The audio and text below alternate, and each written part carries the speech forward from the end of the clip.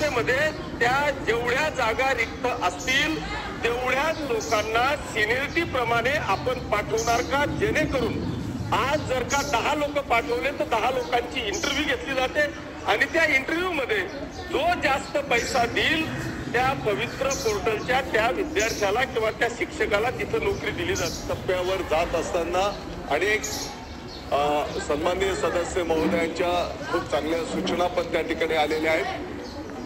या सर्व सूचनांचा सकारात्मक त्या ठिकाणी विचार करून पवित्र पोर्टल प्रणालीमध्ये आणखी चांगल्या काय सुधारणा करता येतील त्या दृष्टिकोनातून शिक्षण विभाग काम करतो।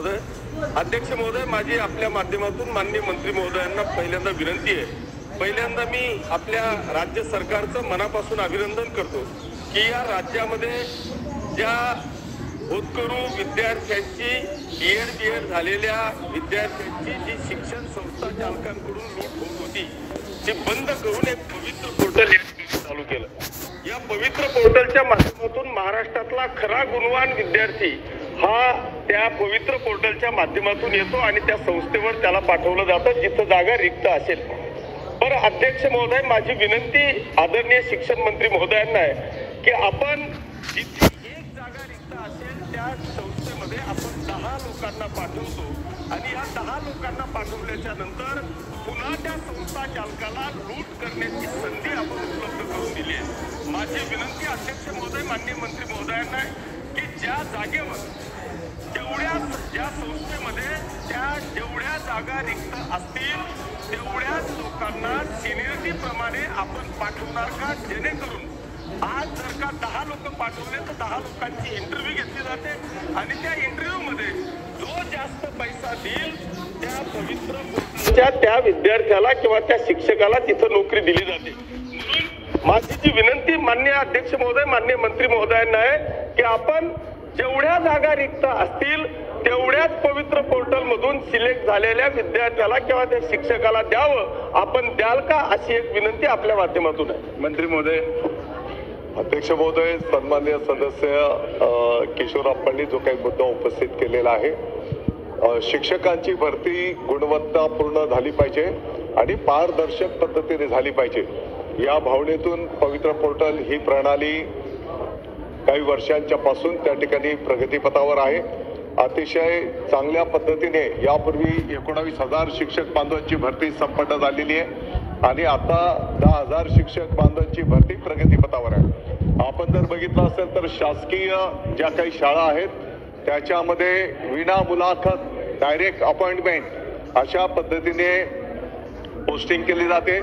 ज्या संस्था या संदर्भामध्ये विना मुलाखत शिक्षकांची अपेक्षा ठेवतात त्या पद्धतीने त्या ठिकाणी शिक्षक प्रोव्हाइड केले जातात आणि निश्चितपणे आपण जो काही मुद्दा या ठिकाणी उपस्थित केलेला आहे, 3ऱ्या टप्प्यावर जात असताना अनेक सन्माननीय सदस्य महोदयांच्या खूप चांगल्या सूचना पण त्या ठिकाणी आलेल्या आहेत। या सर्व सूचनांचा सकारात्मक त्या ठिकाणी विचार करून पवित्र पोर्टल प्रणालीमध्ये आणखी चांगल्या काय सुधारणा करता येतील त्या दृष्टिकोनातून शिक्षण विभाग काम करेल। त्याला शेवटचा प्रश्न प्रवीण दटके, थोडक्यात अगदी। अध्यक्ष महोदय, मी दादांचं, माननीय मंत्री महोदयांचं अभिनंदन करतो की इतके कठीण विषय त्यांनी फार संवेदनशीलपणे हाताळण्यात नागपुरात मोठ्या प्रमाणात कारवाई सुरू झाली आहे, त्यामुळे मी त्यांचं अभिनंदन करतो। माझे 2च प्रश्न आहेत।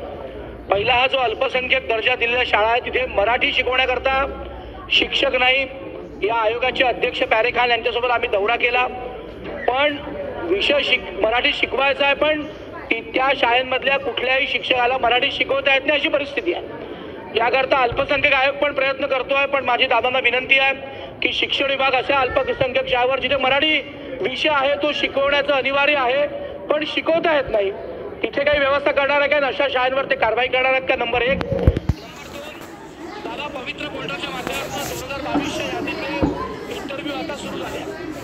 मागच्या काळात पवित्र पोर्टलच्या माध्यमातून विभागशाळा इंटरव्ह्यू व्हायचे, म्हणजे विदर्भातल्या माणसाला विदर्भातली शाळा मिळायची, पश्चिम महाराष्ट्रातल्या शिक्षकाला पश्चिम विद्यार्थी असेल त्याला विभागशाळा शाळा मिळायची।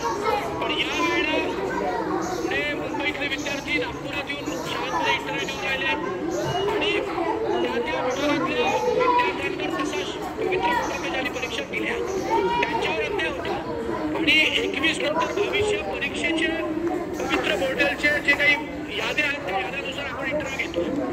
आता माननीय पाटील साहेबांनी सांगितलं तसाच विषय की एक तर त्या शाळांना घेत नाही आणि त्या शाळा रिकाम्या राहतात आणि मग ते कॉन्ट्रॅक्ट बेसिसवर शिक्षक ठेवून त्या पगार देतात. माझी आपल्या माध्यमातून मला दुसरा स्पेसिफिक प्रश्न असा आहे की पवित्र पोर्टलच्या माध्यमातून किमान विदर्भातल्या किंवा आपले जे शासकीय विभाग आहे पूर्व विदर्भ, पश्चिम महाराष्ट्र, उत्तर महाराष्ट्र अशा ठिकाणी पवित्र पोर्टलच्या माध्यमातून त्या विद्यार्थ्याला तिथल्या शाळांमध्ये इंटरव्ह्यू देण्याकरता आपण त्याला म्हणजे तिथलं प्रतिनिधित्व देणार आहोत का, तिथली म्हणजे आपण त्याला असं म्हटलं की विदर्भातल्या पोराला विदर्भ देणार आहोत का, असा काही निर्णय आपण करू शकत असेल तर त्या विद्यार्थ्यांना न्याय होईल. आपण असा निर्णय करणार आहोत. अध्यक्ष महोदय, सन्माननीय सदस्य प्रवीणजी दटके साहेबांनी अतिशय चांगला मुद्दा या ठिकाणी उपस्थित केलेला आहे. जसं मी सांगितलं की गुणवत्तापूर्ण शिक्षक आणि त्या ठिकाणी पारदर्शक पद्धतीने निवड झाली पाहिजे या भावनेतून जी काही पवित्र पोर्टल प्रणाली आलेली आहे त्याच्यामध्ये आपण जे सांगितलेलं आहे त्याप्रमाणे पण आपण येणाऱ्या काळामध्ये जे काही बदल करणार आहोत त्याच्यामध्ये या गोष्टींचा समावेश काही ठिकाणी आपण अशाही सूचना आल्या की काही शिक्षक बांधव ऑलरेडी काही ठिकाणी त्यांना नोकरी मिळालेली आहे, परंतु ते पण परत त्या ठिकाणी अप्लाय करतात आणि मग त्या जागा त्या ठिकाणी अडवल्या जातात. आणि म्हणून या सर्व विषयांचा समावेश करून पुढच्या टप्प्यामध्ये आपण त्या ठिकाणी सुधारणा करणार आहोत. मराठी सर्व माध्यमांच्या शाळेमध्ये शिकवणं बंधनकारक हा निर्णय शासनाने त्या ठिकाणी केलेला आहे. यामध्ये जर कोण कुचराई करत असेल तर ते बिलकुल सहन केलं जाणार नाही. त्याच्यावर कारवाई त्या संस्थेवर त्या शाळेवर त्या ठिकाणी केली जाईल.